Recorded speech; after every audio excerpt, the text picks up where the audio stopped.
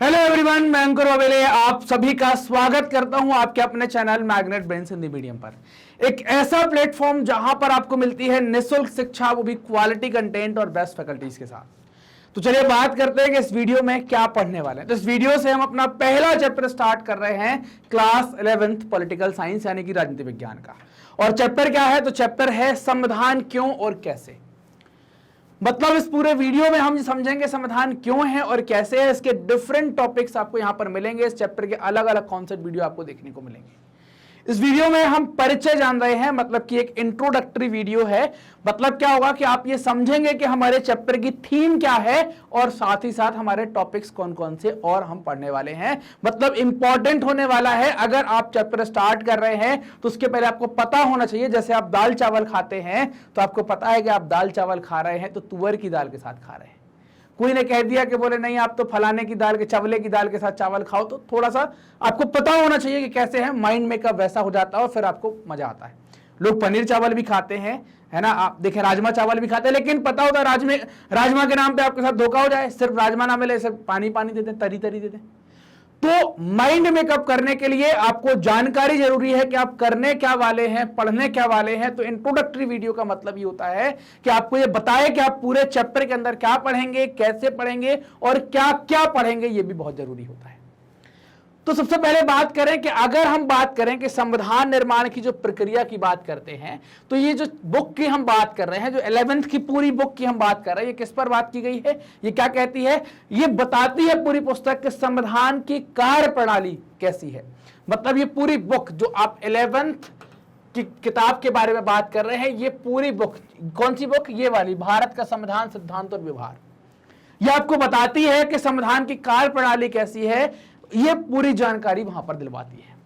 और इसमें हम विभिन्न पहलुओं के बारे में पढ़ते हैं, अलग अलग सेगमेंट के बारे में पढ़ते हैं, अलग अलग चीजों के बारे में पढ़ते हैं। हमने जैसे परिचय वाले वीडियो में, अगर आप देखें विषय वस्तु ओवरव्यू वाले में देखा था, अलग अलग चैप्टर देखे थे। हम अगले चैप्टर पर अधिकारों के बारे में बात करेंगे, हम विधायिका पर बात करेंगे, हम कार्यपालिका पर बात करेंगे, हम न्यायपालिका पर बात करेंगे, हम स्थानीय सरकारों पर बात करेंगे। तो ये आपको संविधान के अलग अलग पहलुओं को बताती है किताब। तो आपको पता चलता है कि संविधान की कार्य प्रणाली कैसी, आप समझ पाते हैं। अब विभिन्न संस्थाओं और उनके आपसी संबंधों के बारे में आपको समझना होगा और आपको इसका ज्ञान होगा। थोड़ा थोड़ा तो होगा, आप मना नहीं कर सकते। थोड़ा थोड़ा क्यों होगा? क्योंकि आपने 10th क्लास के अंदर पढ़ाई करी है मेरे साथ और आपने थोड़ी थोड़ी जानकारी, संस्थाओं का कामकाज वगैरह, आपने कुछ प्रधानमंत्रियों के बारे में कुछ चीजें हमने 9th-10th के अंदर पढ़ी है। अब हम ये बात करें कि आप चुनाव, सरकार, राष्ट्रपति, प्रधानमंत्री, इन सब के बारे में पढ़ेंगे। हालांकि इन सब के बारे में हम पहले भी पढ़ चुके हैं और बहुत कुछ चीजें हम पहले से जानते हैं। हो सकता है कुछ लोगों ने अपने दिमाग में इमेज सही बनाई हो और कुछ लोगों ने अपने दिमाग में इमेज गड़बड़ बना ली हो। तो हम जानते पहले से हैं, तो हम इनके बारे में पढ़ेंगे। तो हम इनके बारे में पढ़ें, हमें जरूरी है कि हमें पढ़ना चाहिए कि हमारे राष्ट्रपति कौन है, प्रधानमंत्री कौन है, कैसे बनते हैं। मान लीजिए कि आप में से किसी का सपना हो जाए कि हमको राष्ट्रपति बनना है, हमको प्रधानमंत्री बनना है, तो क्या प्रोसीजर होता है प्रधानमंत्री बनने का, क्या प्रोसीजर होता है राष्ट्रपति बनने का।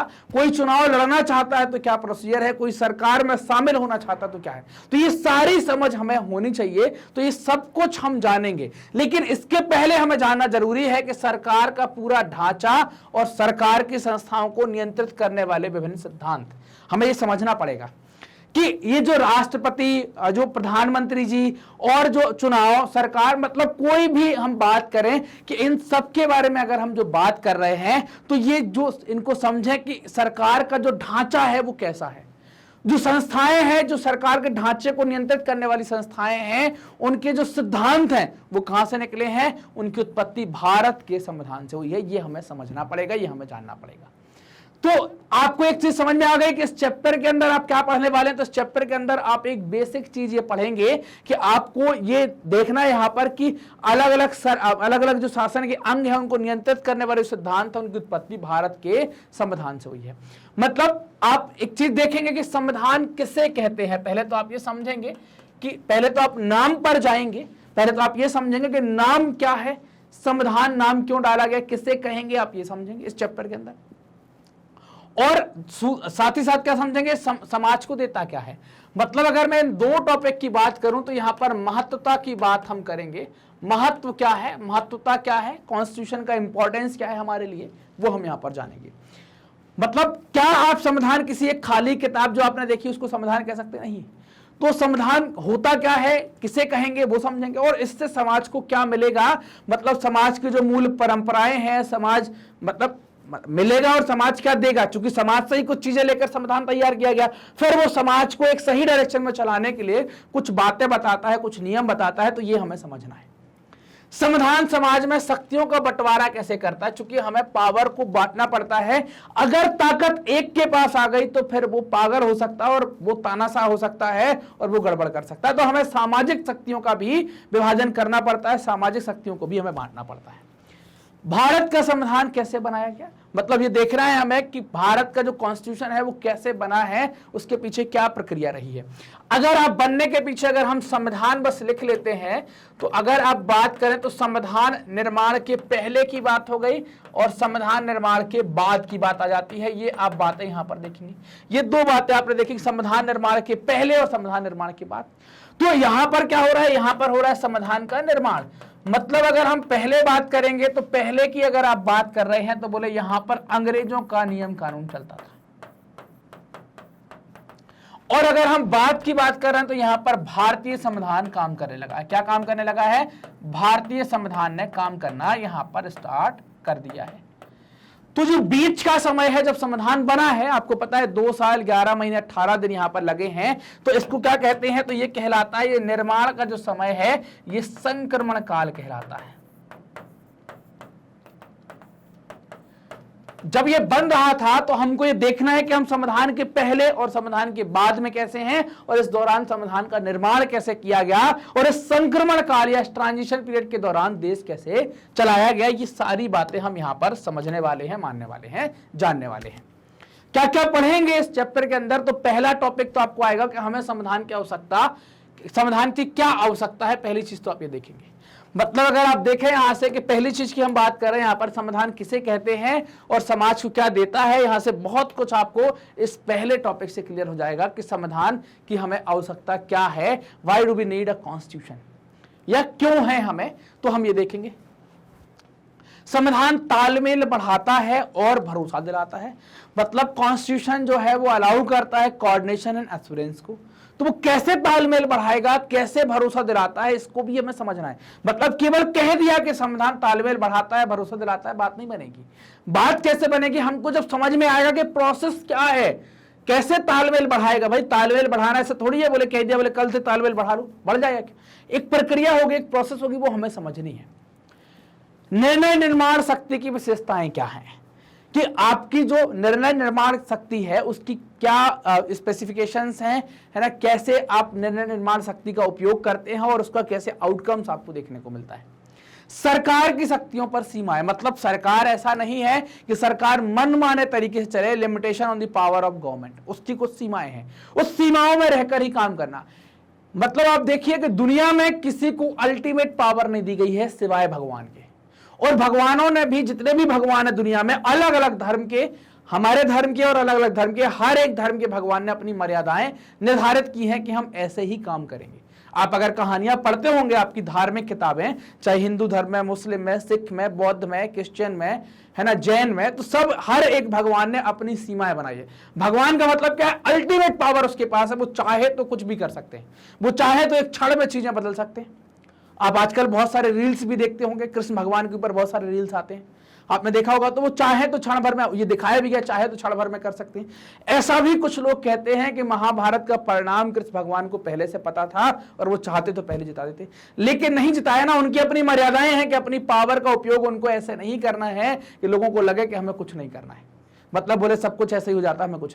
तो अपनी सीमाएं बांधकर, ताकि लोग काम करने के लिए प्रेरित हों और अपनी मर्यादा में रहकर काम करें। हर एक चीज की मर्यादा होती है। तो ऐसे ही सरकार की शक्तियों पर भी कुछ सीमाएं लगाई गई हैं कि इनकी शक्तियां भी मर्यादा में रहकर आप शक्तियों का उपयोग कर सकते हैं। Limitation on the power of government पर बात की गई है।